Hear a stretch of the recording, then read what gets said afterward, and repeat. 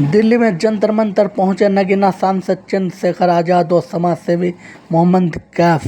आइए देखते हैं पूरी खबर विस्तार से। गरीबों पे नहीं चल रहा है, ये बुलडोजर भारत के संविधान पर चल रहा है और इस बुलडोजर का इलाज भी हम लोगों को करना पड़ेगा। मैं आपसे फिर कह रहा हूं, बुलडोजर से नहीं, आप अपनी एकता बना के रखिए। संविधान की ताकत से बुलडोजर भी निस्तानाबूद होगा और बुलडोजर चलाने वाली सरकारें भी निस्तानाबूद होंगी। मेरी बात को आप याद, ऐसे अपनी मुट्ठी ऐसे बंद करो एक बार। बताओ, एकता में शक्ति है या नहीं है? बताओ, बताओ, जिस मुल्क के लिए इतनी कुर्बानियां दी, मुल्क हमारा है या नहीं है? बताओ, क्या अपने मुल्क की तरक्की को मजबूत करना हमारी जिम्मेदारी है या नहीं है? देश में अमन, भाईचारा, प्रेम बना रहे और देश एकजुट होकर तमाम तरह की गैर बराबरी, तमाम तरह के जुल्म और तमाम तरह की जो समस्याएं जनता के सामने आ रही हैं, उनके खिलाफ लड़ाई लड़े। इसलिए आज इस मंच के माध्यम से मैं अपनी बात को स्पष्ट करता हूं कि अगर भारत, क्योंकि बहुधर्मी देश है, अनेक अनेक धर्मों के लोग, अनेक अनेक जातियों के लोग लंबे समय से भारत में रह रहे हैं और इन सब जातियों के लोगों ने, धर्मों के लोगों ने, जब भारत गुलाम था, तमाम तरह से भारत के ऊपर जो हुकूमतें काबिज थी, मैं पीछे को खड़ा जो हुकूमतें काबिज थी, यानी कि अंग्रेजों की सरकारें, उनके खिलाफ मिलकर लड़ाई लड़ी थी। और लड़ाई भी ऐसी नहीं लड़ी कि थाली में सजा के आजादी मिली हो, लड़ाई भी इस तरह लड़ी कि जाने कुर्बान करनी पड़ी। बहुत सारे बड़े पैमाने पे हर सभी धर्मों के लोगों ने बलिदान दिए, तब जाके देश आजाद हुआ।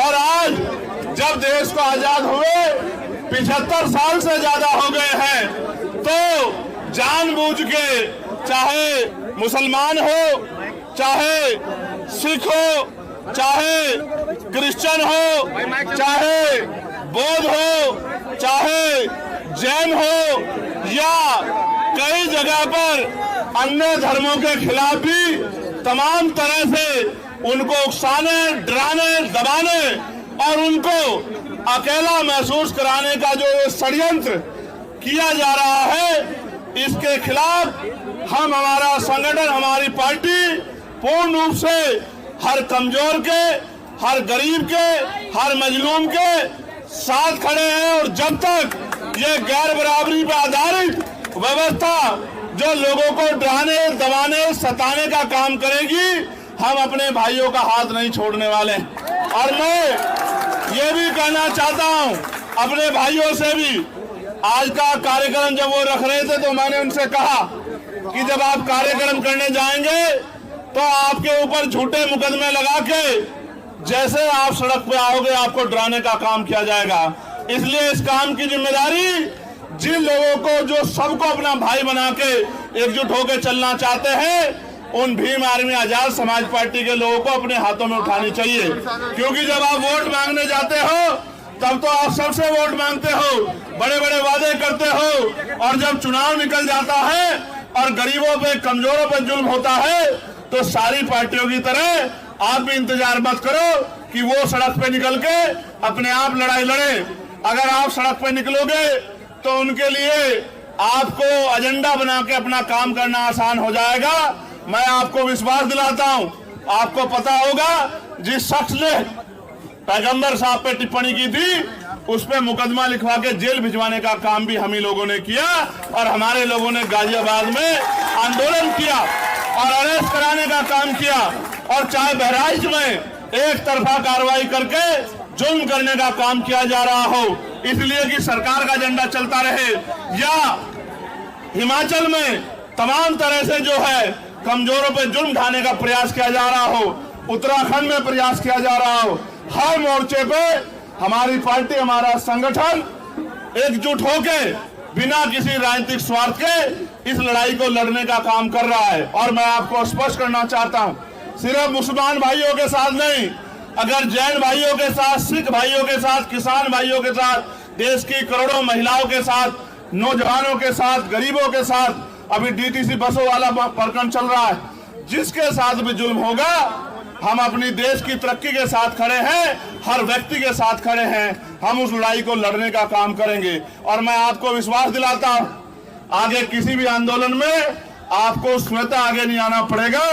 जब जब कोई जुल्म होगा, हम लोग उस लड़ाई को लड़ने का काम करेंगे। और याद रखना, ये जो आरएसएस के लोग हर जाति धर्म के लोगों में घुस गए, इनके विचार को मानने वाले लोग हर जाति में हैं, हर धर्म में हैं, इनसे भी हमें सावधान रहना पड़ेगा, क्योंकि जब हम इनकी बातों में आते हैं तो फिर जो है इनके मोहरे जो है हमारे लोगों को परेशान करने का काम करते हैं, सरकार के एजेंट बनने का काम करते हैं।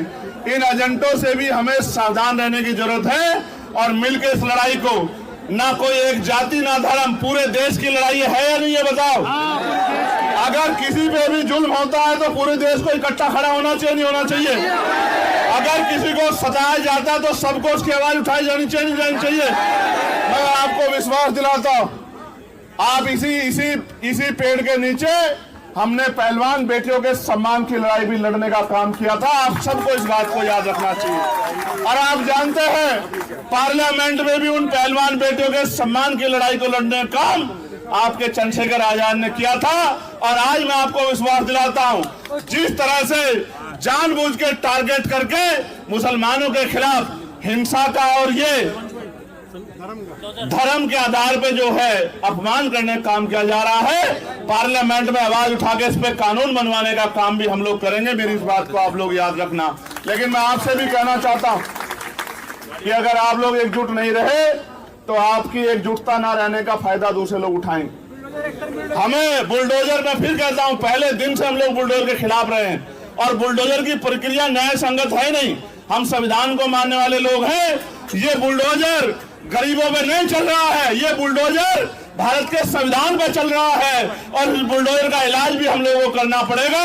मैं आपसे फिर कह रहा हूं, बुलडोजर से नहीं, आप अपनी एकता बना के रखिए। संविधान की ताकत से बुलडोजर भी निस्तानाबूद होगा और बुलडोजर चलाने वाली सरकारें भी निस्तानाबूद होंगी। मेरी बात को आप याद रखिए। मुसलमान भाइयों को मेरा ये कहना है संदेश के तौर पे कि आपको हजरत पैगंबर मोहम्मद साहब को पढ़ना भी चाहिए, पढ़ना चाहिए कि उन्होंने सारी उम्र इंसानियत के लिए काम किया, कमजोरों के लिए काम किया, मजलूमों के लिए काम किया, उनको मुख्य धारा में लाने का काम किया। जो काम आज हम लोग कर रहे हैं कि हर व्यक्ति बराबर का अधिकार उसको मिले, वही काम उन्होंने किया। और उनके बाद हजरत उमर साहब ने भी वही काम किया। आपको पढ़ना चाहिए। आज तो हमारे बादशाह देखिए कैसे, तब के बादशाहों में रब के बादशाहों में फर्क भी देखिए। आज तो बादशाह 8,000 करोड़ के हेलीकॉप्टर हवाई जहाज से चलते हैं, वो तो पैदल भी चलते थे तो अपने बराबर वाले का ख्याल रखते थे। तो हमें समझना चाहिए, धर्म से बढ़कर भी इंसानियत के तौर पे भी हमें समझना चाहिए कि हमारे बड़ों ने हमें क्या सिखाया। हम तो अगर हम उनके रास्ते पे चलेंगे तो कोई मुसीबत हम पे पाबंद नहीं होगी। हमें अपने बड़ों को पढ़ना चाहिए। और सभी धर्मों में अच्छे लोग हैं, सभी धर्मों में अच्छे रास्ते दिखाने वाले पीर पैगंबर हुए हैं, महापुरुष हुए हैं, हमें उनको भी पढ़ना चाहिए और देश के संविधान के साथ खड़े होकर संविधान के आधार पर आगे बढ़ना चाहिए। इसी से हमारी तरक्की सुनिश्चित होगी।